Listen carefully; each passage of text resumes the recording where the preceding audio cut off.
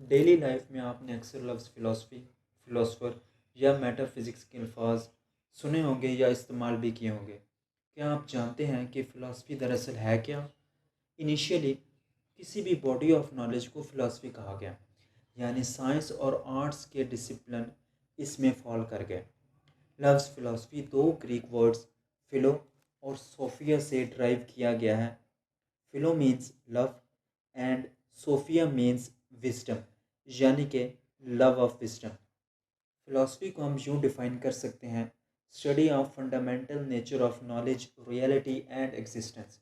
दरअसल knowledge, reality और existence से फ़िलासफ़ी की तीन मेन ब्रांचेस डील करती हैं।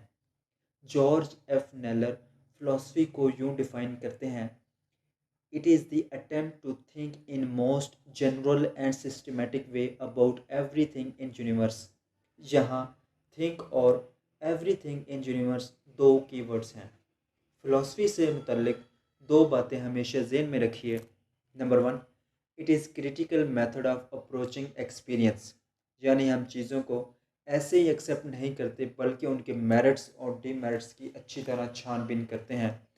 और इसी तरह सोशल और फिज़िकल साइंसेज के पोस्टुलेट्स और कंक्लूजन की क्रिटिसिज्म और सिंथेसिस की जाती है। यही बात फिलॉसफी का सब्जेक्ट मैटर भी है।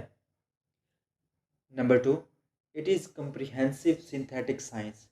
ये कंप्रिहेंसिव भी है और सिंथेटिक भी है, क्योंकि इसमें metaphysics, epistemology, logic, ethics, aesthetics, philosophy of religion, philosophy of education, philosophy of history, economic philosophy वगैरह शामिल है।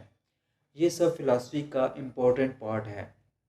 याद रखिए, यही दो पॉइंट्स फिलॉसफी का स्कोप है, यानी फिलॉसफी इन्हीं के मुतल्लिक डील करती है। तो फिर फिलॉसफर कौन हुआ?